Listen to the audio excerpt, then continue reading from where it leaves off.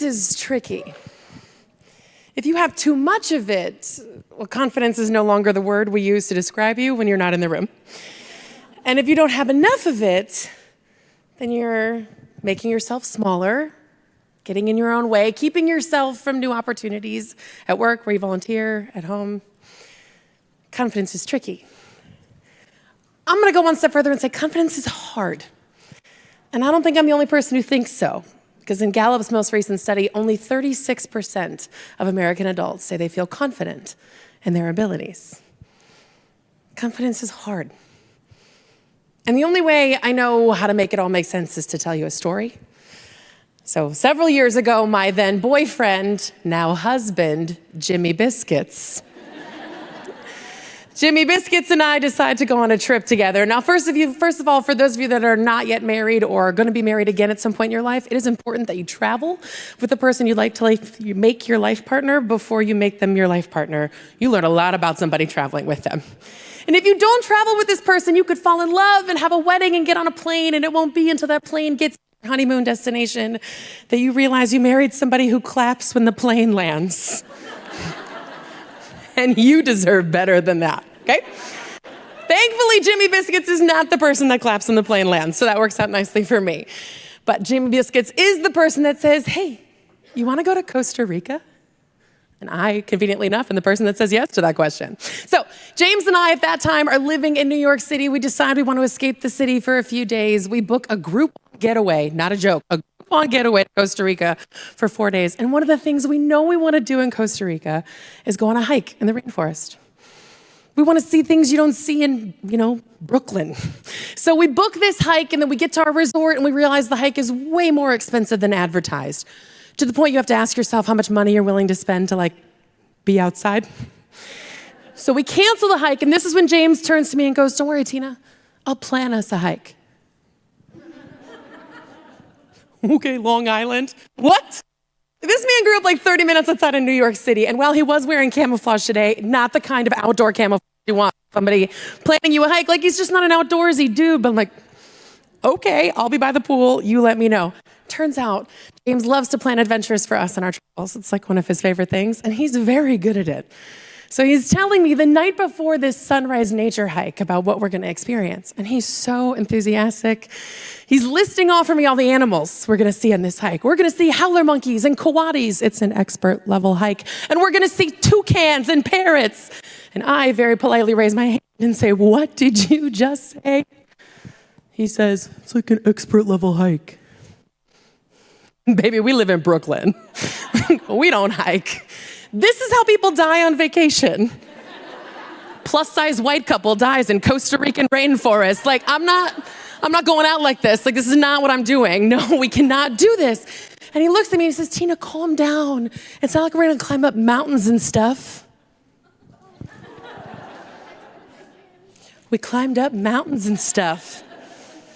The whole morning starts terribly. We are perpetually late people, so sunrise, not really our jam. We're running late. By the time we get to where we're going to start our hike, we realize the only things that we brought with us were one of those little gas station packages of trail mix and one bottle of water.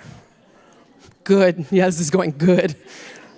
Now, as you've heard, I am from Minnesota, so you tell me we're going on a hike. First of all, I'm like, oh, I'll grab my bag. Let's go. Oofta.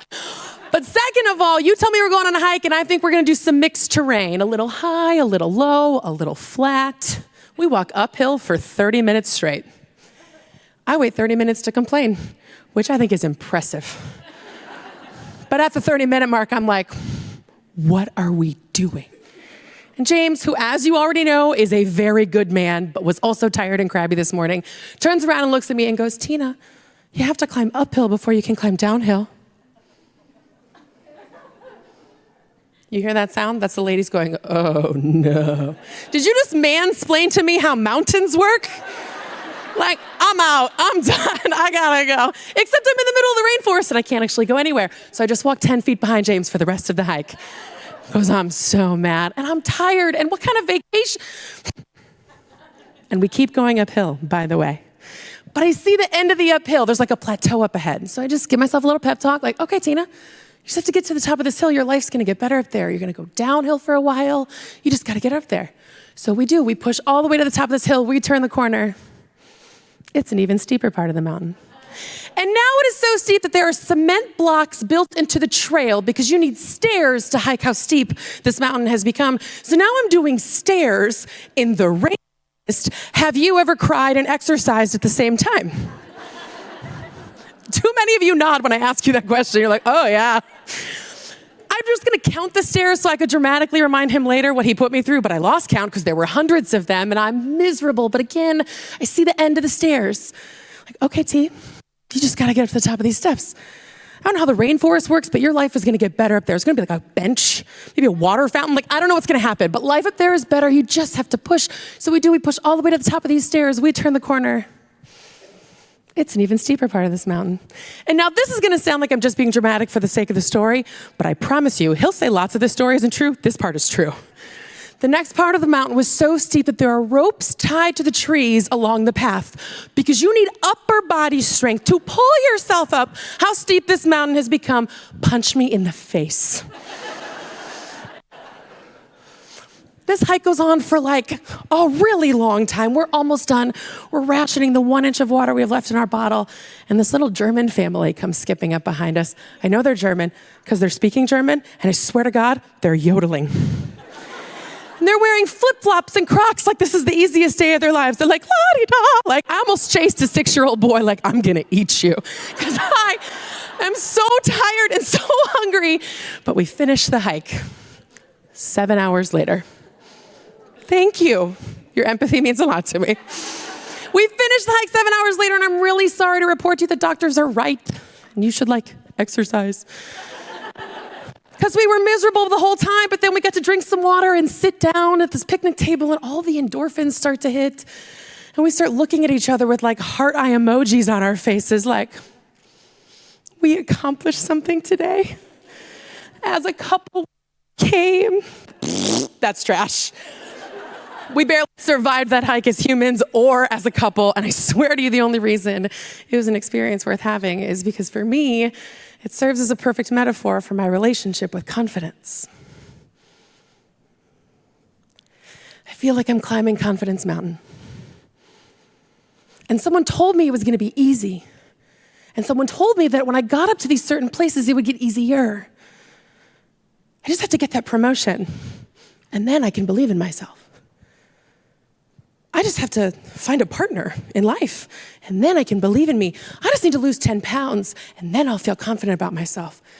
So we work our tails off, and we push all the way up to these plateaus, and then we turn the corner, and there's more work to do. We've been taught a lot of lies about confidence and empowerment, but the two that matter here today is, number one, it's not easy. Someone told us it was. It's not. And number two, someone told us that it's something we're supposed to do by ourselves. Like I'm just supposed to look in the mirror and say nice things about myself, and all of a sudden I'll feel confident. And that's just not how it works. But that's okay, because I don't think I'm the only one climbing Confidence Mountain. And I, at this moment in my life, don't know how to make the hike itself any easier. But I know I can make it feel easier if we stop trying to do it by ourselves. Confidence is not a one-on-one thing. Confidence is a team sport.